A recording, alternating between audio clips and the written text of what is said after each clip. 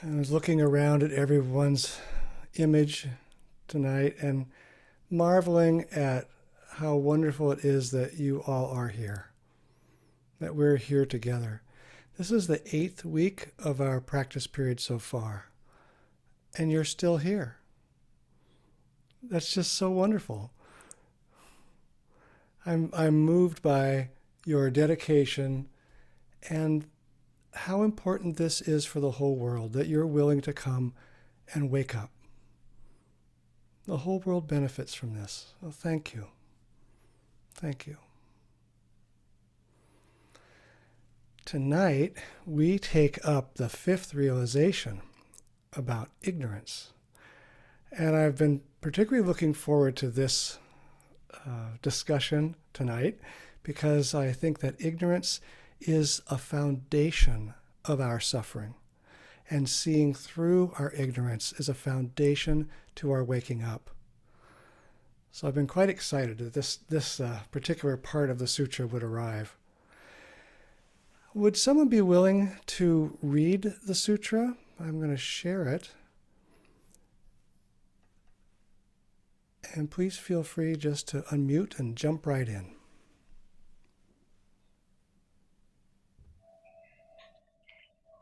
The 5th realization is the awareness that ignorance is the cause of the endless round of birth and death. Bodhisattvas always listen to and learn from others so their understanding and skillful means can develop, and so they can teach living beings and bring them great joy. Thank you, Lydia.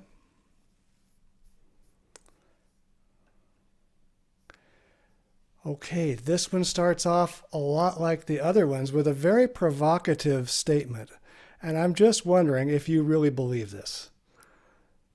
The 5th realization is the awareness that ignorance is the cause of the endless round of birth and death. Does that make sense?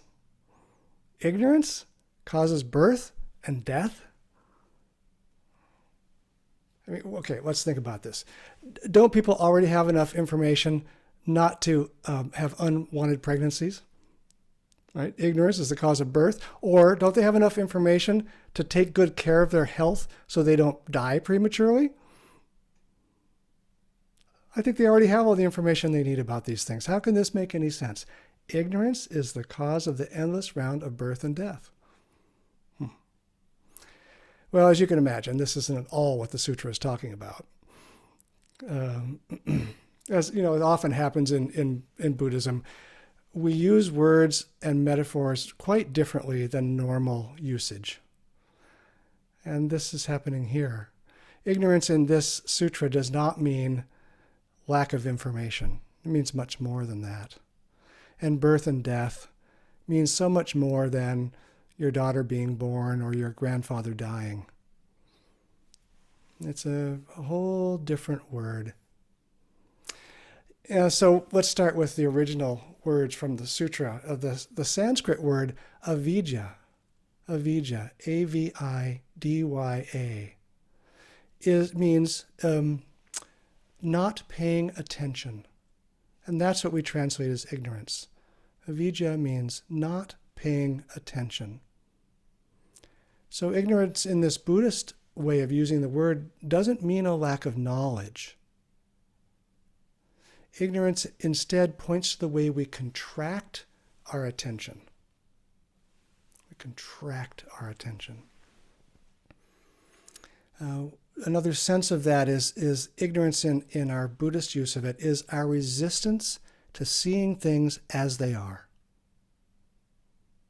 Resistance to seeing things as they are. So this is really important because this resistance to seeing things as they are is what gives rise to our sense of separation, our sense of a separate self. It's what gives birth to a separate self. It constricts our view of interbeing that is wide open and spacious, and it constricts it down to us believing we're only a separate self. And once ignorance gets a hold that way, it tends to multiply and create more and more ignorance, until finally ignorance locks us into a world of defensive distortions and locks us away from this open, flowing, inclusive reality of the present moment. So ignorance, constriction of attention, and creates a sense of separate self. It's not about not having knowledge. So I learned a really strong lesson about my own ignorance when I was watching the 2016 US presidential election returns. So I remember that Sandra and I, my wife and I, sat down on the couch expecting that we were going to celebrate the US's first female president. Everything I'd been reading and thinking about pointed to that. So I remember I had my laptop there and I opened it up to the New York Times. They had a dashboard of the things coming in, and they predicted a 95% chance that Hillary Clinton would be the winner. And so we sat there watching the returns, feeling quite sure of ourselves. And moment by moment, the needle on my laptop went away from 95% until it dawned on me that this was not what was going to happen. And I was shocked out of my ignorance. I had contracted my attention and not seen things clearly. I did not see that there was a large group of disgruntled voters ready to elect Trump instead of Clinton. And I had read the New York Times and taken that as all the information I needed, and I had failed to investigate. I'd failed to look more deeply, and I was trapped in my ignorance. I'd been living in this bubble of contracted attention where I thought I knew what was going to happen. I thought other people were like me and would do what I was going to do. I was totally trapped by my ignorance. So that's one that really sunk in for me, because that was a moment that many of us remember, I think, and it felt like an important moment and a real wake-up call for my ignorance. So I want to invite each of us to just take a moment and think for yourself of a moment when you saw your own ignorance at play.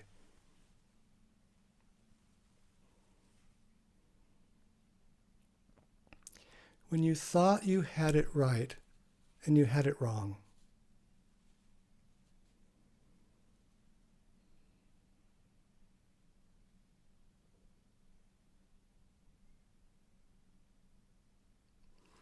So while it might be hard for each of us to think of an instance of our ignorance, it's not because our ignorance is a rare thing.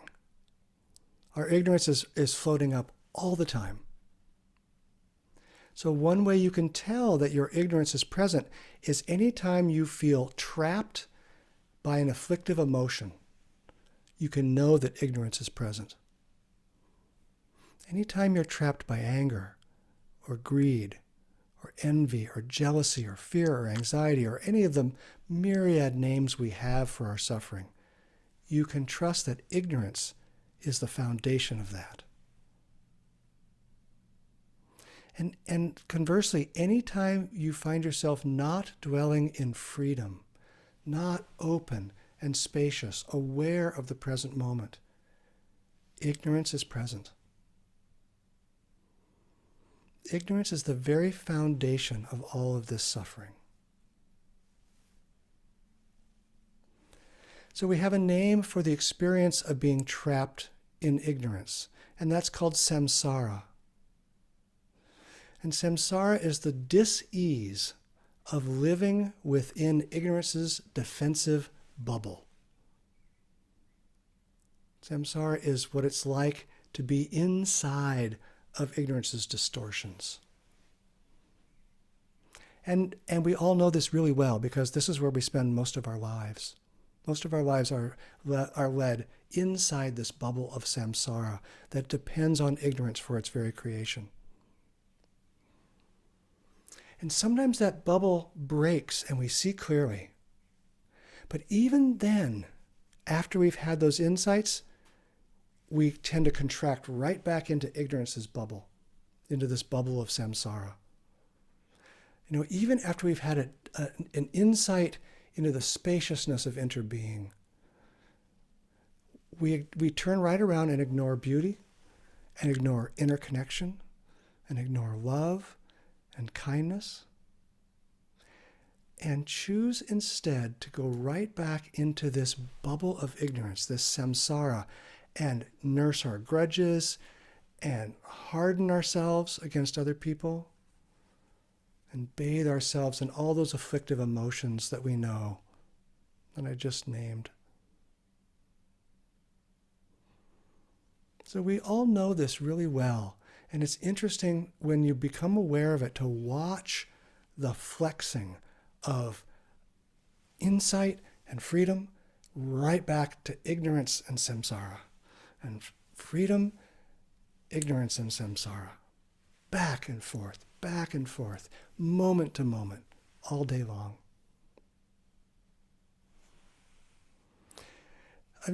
You know, living within the confines of ignorance is sort of like following a compass that doesn't actually point north. You know, we rely on this compass to take us where we want to go, and it's not pointing north. But we don't go astray because the compass is broken. We go astray because we haven't bothered to see that it's broken. You know, ignorance is not the broken compass. Ignorance is failing to see that the compass needs to be aligned. And ignorance's power rests on us never asking questions. It both prevents us from asking questions, and then later it stunts the sense of wonder and awe that we might have in asking those questions. It shuts us down and it holds us in there. And so then we go through our life shackled to these same old habits and the same old ideas and the same old hatreds and desires. Those all exist right within the bubble of samsara that ignorance has created.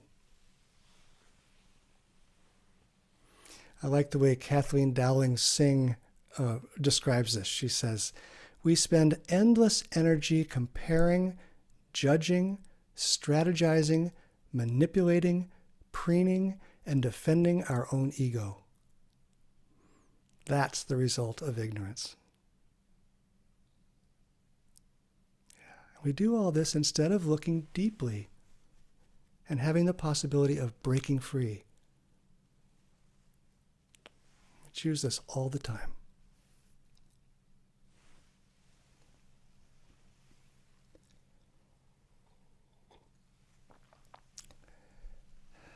There's a Buddhist story about a monk who walks into a room and sees a snake coiled up in the corner. And he steps back and he's instantly fearful and repelled and wants to get the heck out of there. And does. But luckily, this monk remembers his training, which is to look deeply and investigate. So he decides after he calms down, it's time to go take another look. And so he sort of gingerly sticks his head back into the room and looks around and looks very carefully at the snake and discovers it's actually a piece of rope. And in that moment, the very moment he discovers that the snake is actually a piece of rope, all his fear leaves instantly, and he's free. So he really shows us how to practice this monk. In ignorance here is not the monk's initial wrong perception. We all have wrong perception all the time. Almost all our perceptions have some element of being wrong. Maybe even all our perceptions have an element of being wrong. But Ignorance would have been the monk failing to investigate more deeply, to see whether what he thought was a snake was actually a snake. And when he investigated more deeply, he saw that what he thought was a snake was not. So I think the lesson from this story is that without wonder and mindfulness, ignorance has us believe that the whole world is a snake pit. But it isn't actually a snake pit. That's just our bubble of samsara created by ignorance.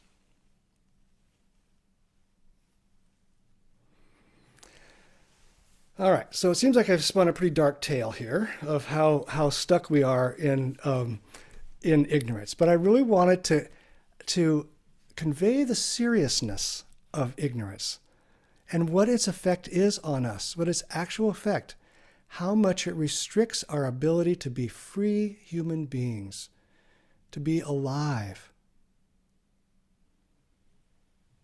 to be helpful, to be generous and kind, because it creates this sense of small self, and everything revolves around small self.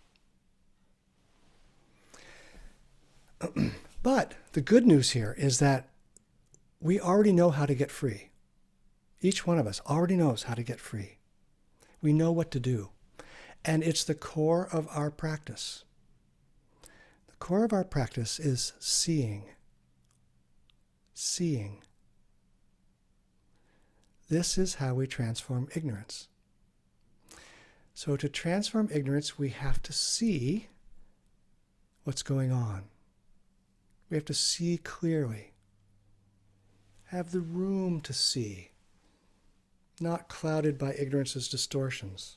So we have to make the effort to see, but we have to do more than just see. We have to also see through.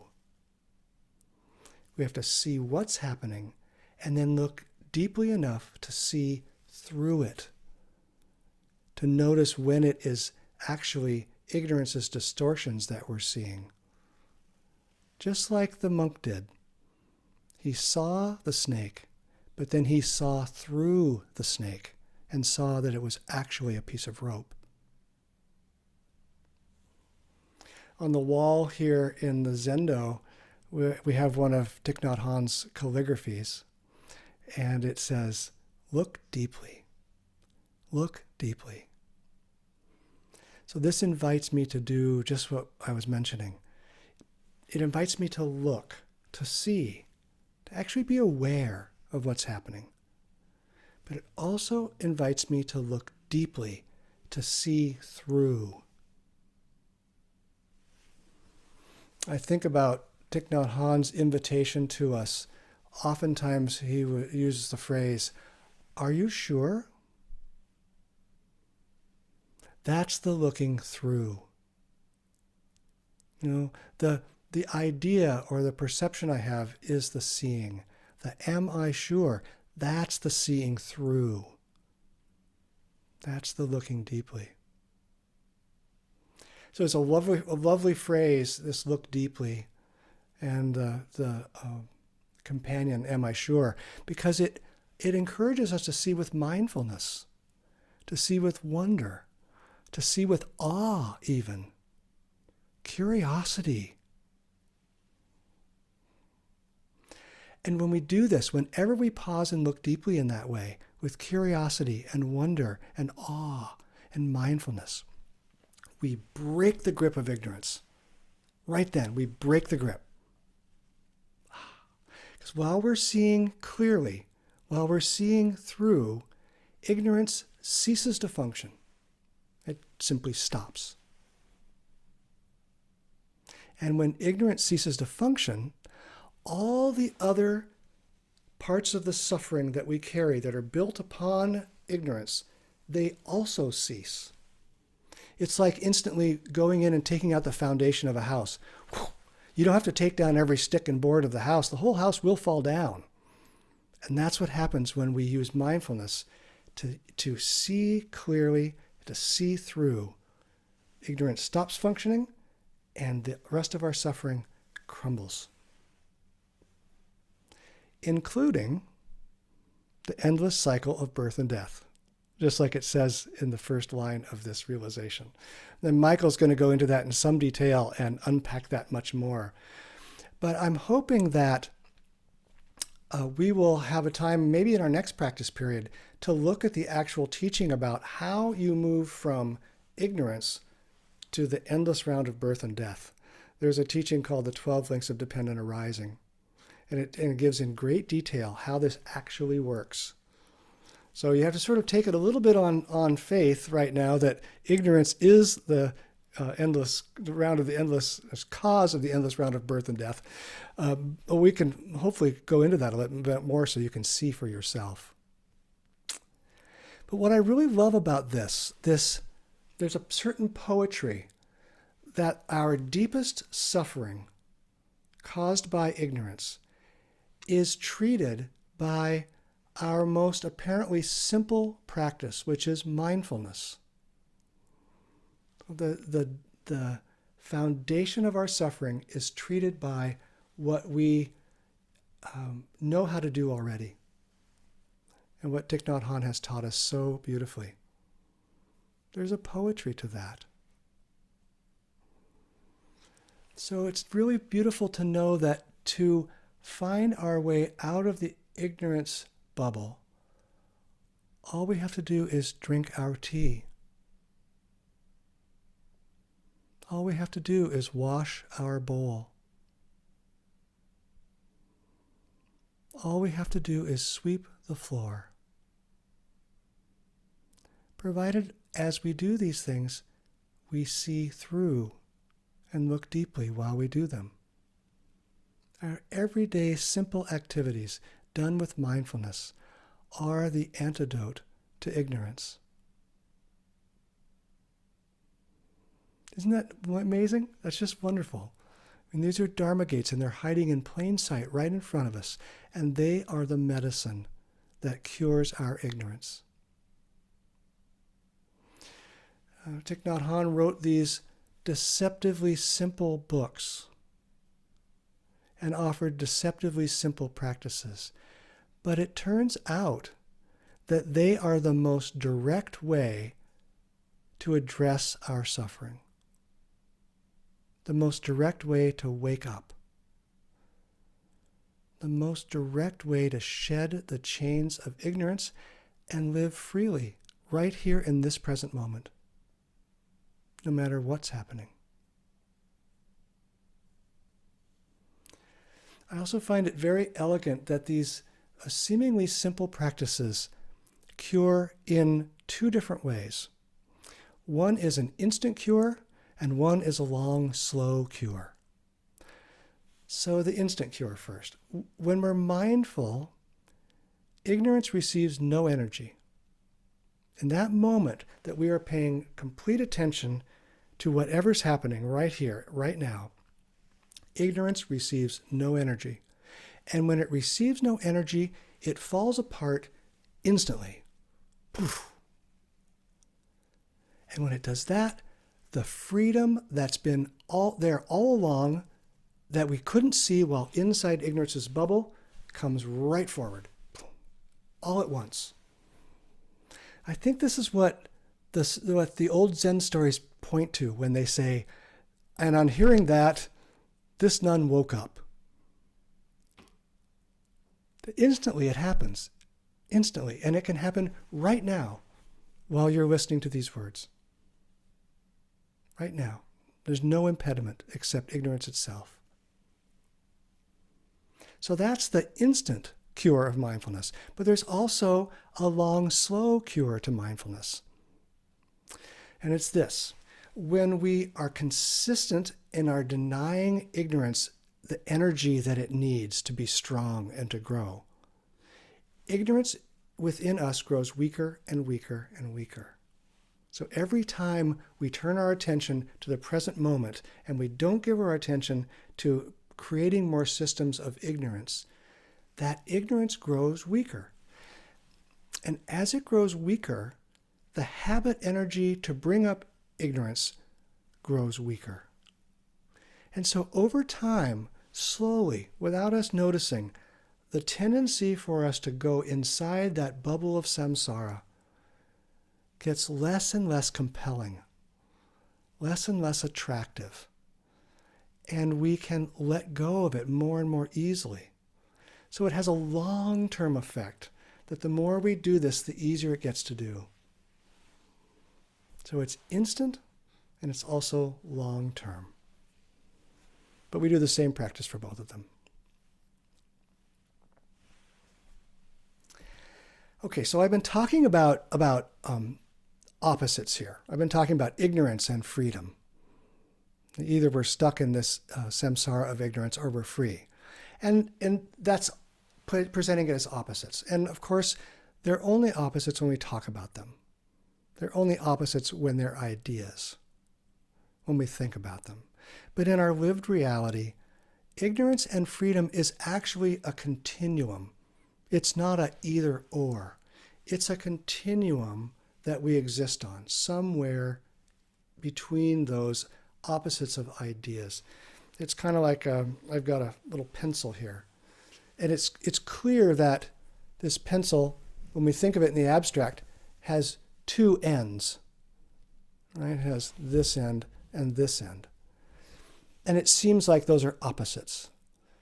But in reality, you can't actually find where one end stops and the other end begins. You can't find one end that's separate from the other end. And it's like that with ignorance and freedom. We are more or less ignorant, more or less free. And we can have ignorance in one aspect and freedom in another, and then it swaps instantly. Michael and I have discovered this, as we think of ourselves often as having a single practice in two bodies. And so one moment, one of us will be really suffering. One of us will be in that bubble of samsara, and the other one will be free and holding the space open. And then in a moment, it can shift. And now the other one is free, and the other is stuck in this bubble of samsara. It's not like we have one or the other. We shift within ourselves moment to moment. We shift, we're more free, we're more trapped.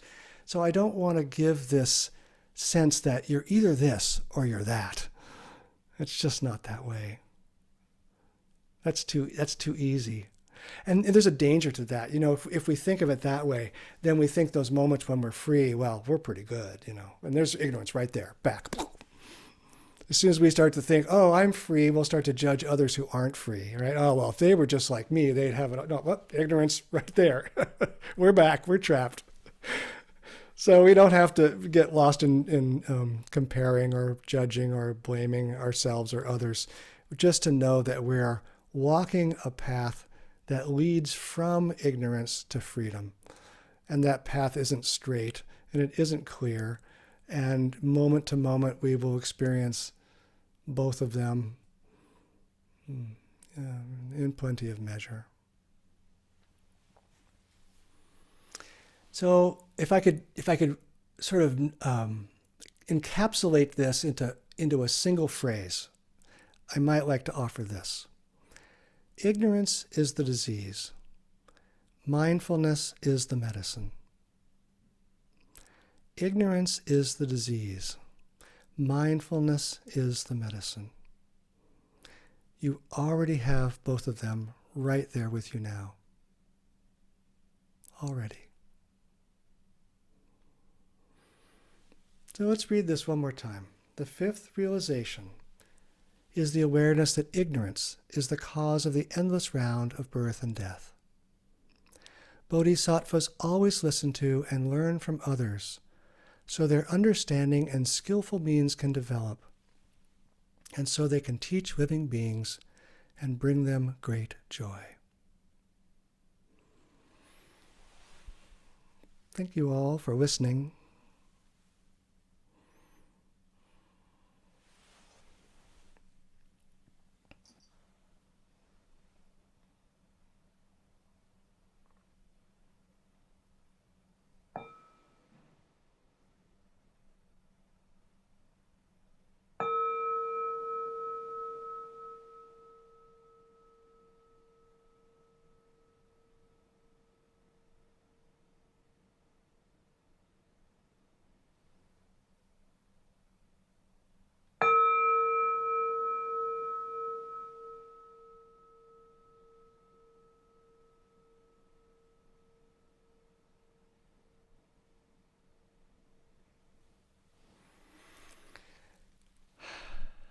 So let's shake out a little bit here. I've been sitting still for a long time.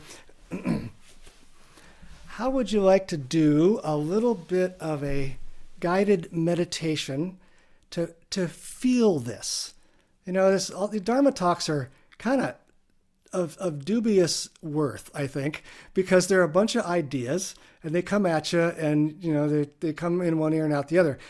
But I was thinking maybe we could do a little bit of a guided meditation and actually feel what it feels like to move between freedom and ignorance.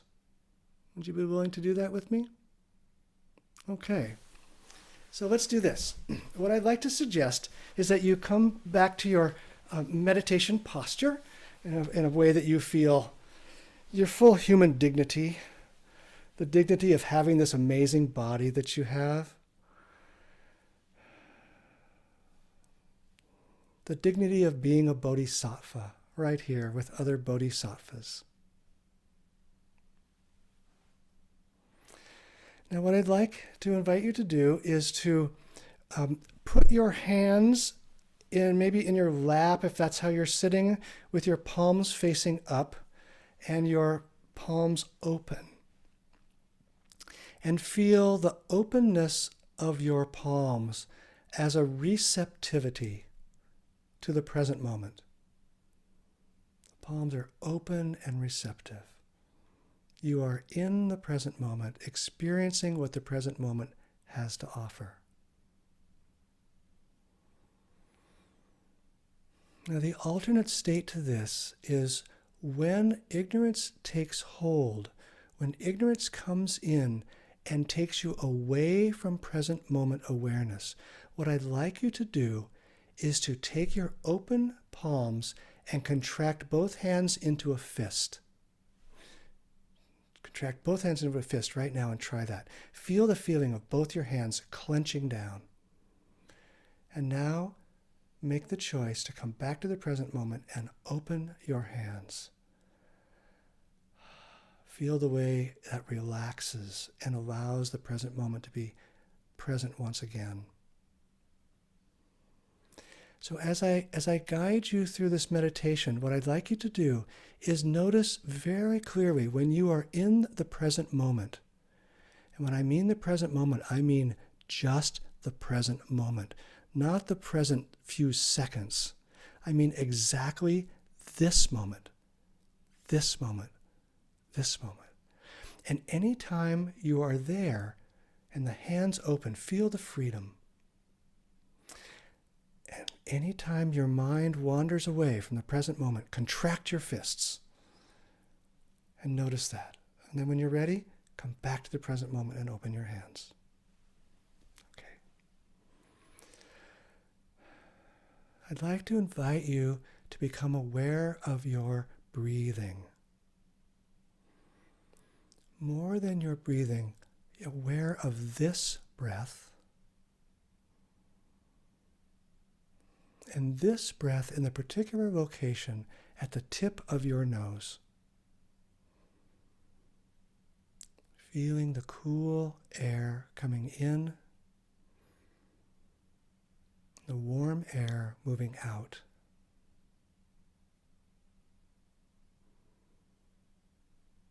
So as you watch this breath, just this one breath, notice when your mind leaves that breath and contract your fists.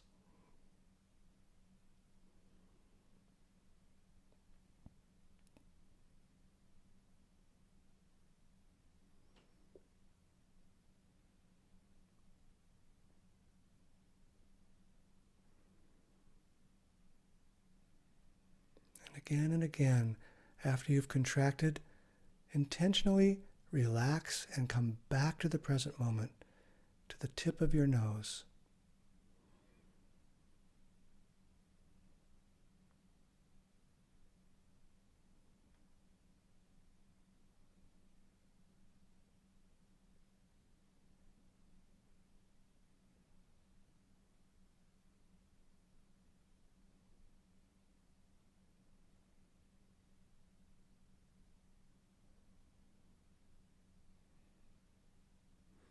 So now I'd like to invite you to change the object of your awareness to any sounds that might be happening around you. Sounds in your environment. If you're in a very quiet place, you might want to stay with your breathing in your nose. And listening to those sounds, just the sound. Notice how even labeling the sound, oh, that is a lawnmower, can cause a contraction and leave the present moment. Oh, I wonder if that's a robin or a wren. Oh, contraction. And again, opening the hands to be aware, contracting when you realize you've left the present moment.